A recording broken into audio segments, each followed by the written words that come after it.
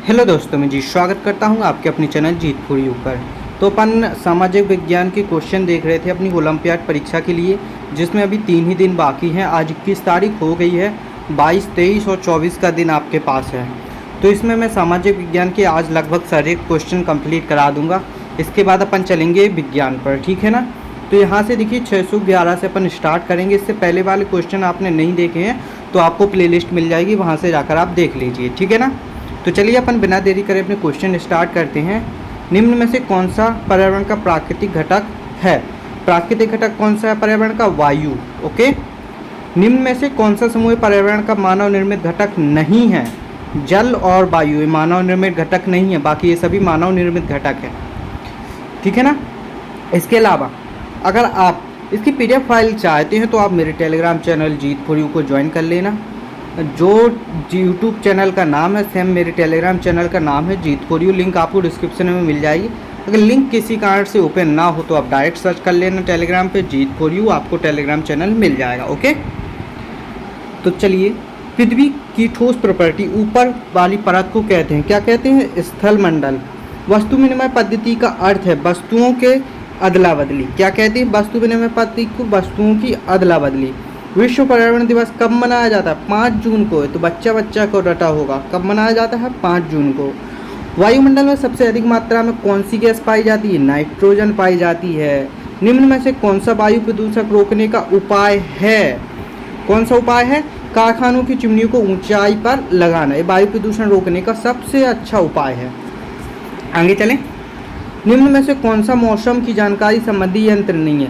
Lactometer से lactose नापी जाती, बाकी ये सभी मौसम संबंधी है, जैसे कि तापमान, वायुदाब, वर्षा मापी, इन सभी की मौसम की जानकारी मिलती है, लेकिन इससे मौसम की जानकारी नहीं मिलती है। आगे चले। निम्न में से कौन प्राकृतिक पर्यावरण घटक है? प्राकृतिक पर्यावरण घटक वायु। निम्न में से कौन सा प्रकृति द्वारा दिया उपहार नहीं है? बांध मानव द्वारा बनाए गए हैं, प्रकृति द्वारा नहीं दिया गया है, ठीक है ना। और आपको किसी भी क्वेश्चन में डाउट आता है तो आप कमेंट करके जरूर पूछिएगा। निम्नलिखित कथनों में से कौन से कथन सत्य हैं? तो देखिए, कौन से कथन सत्य हैं? पहले ही कथन सत्य है केवल। पृथ्वी का गुरुत्वाकर्षण बल अपने चारों ओर के वायुमंडल को थामे रखता है और वायुमंडलीय सूर्य को हानिकारक किरणों से हमारी रक्षा करता है। 1 और 2, पहला आंसर सही हो जाएगा, ठीक है ना। पहला और दूसरा ये दोनों सही हैं। आगे चलें। पृथ्वी की सतह की सबसे ऊपरी परत को क्या कहते हैं? क्या कहते हैं? प्रॉपर्टी कहते हैं, ठीक है ना। महाद्वीपीय संग्रहित का निर्माण मुख्यतः किन खनिजों से होता है? सिलिका और एल्यूमिनियम से। किससे होता है? सिलिका और एल्यूमिनियम से। देखिए, सारे क्वेश्चन तो कहते नहीं हैं कि हो जाए कि मैं वो हूँ, तो कमेंट करके ज़रूर पूछिएगा, ठीक है ना। जिस भी क्वेश्चन में डाउट हो कमेंट कीजिएगा। निम्न में से कौन सा कथन असत्य है? सत्य वाला कथन है आंतरिक कोट की त्रिज्या लगभग 100 किलोमीटर, ये कथन अपना असत्य है, ठीक है ना। आगे चलें। पृथ्वी की त्रिज्या लगभग कितनी है? 6371 किलोमीटर, ठीक है ना। कितनी है? 6371 किलोमीटर। पृथ्वी की आंतरिक परत को कहा जाता है, क्या कहा जाता है? क्रोट कहा जाता है, ठीक है ना। पृथ्वी के कुल आयतन में किस परत का हिस्सा सबसे अधिक है? मेटल का हिस्सा सबसे अधिक है। समुद्र सतह पर प्रॉपर्टी की मोटाई लगभग होती है 5 किलोमीटर। निम्न में से कौन सा कथन सही नहीं है? कौन सा सही नहीं है?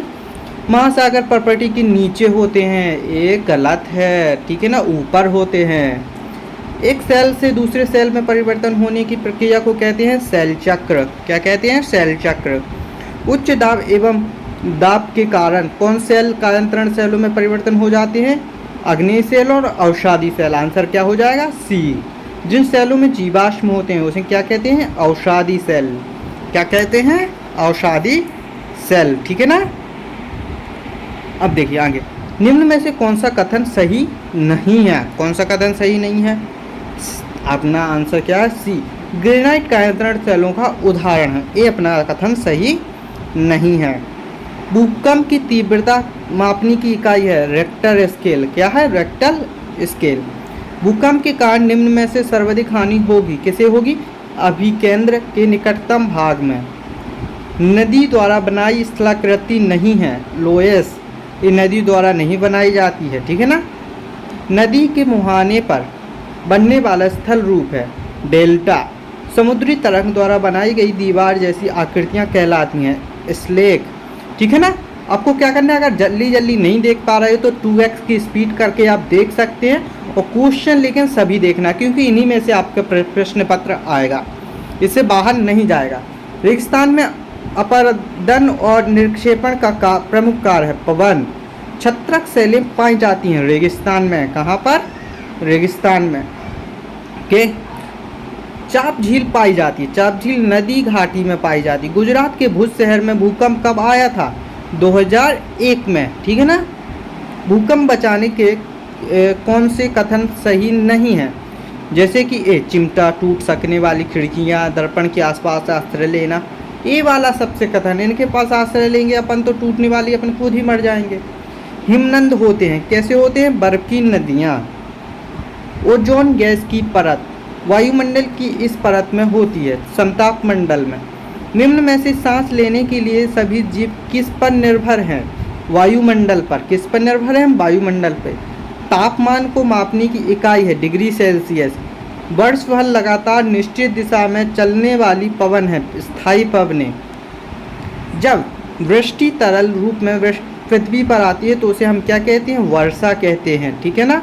निम्न में से कौन सी गैस हमें सूर्य की हानिकारक किरणों से बचाती है? कौन सी गैस बचाती है? ओजोन गैस, जिसको अपन O3 भी कहते हैं। ठीक है ना। वायुमंडल की परतों में जब हम ऊपर जाते हैं तो वायुमंडल कैसा होता है? वायुमंडल घटता है।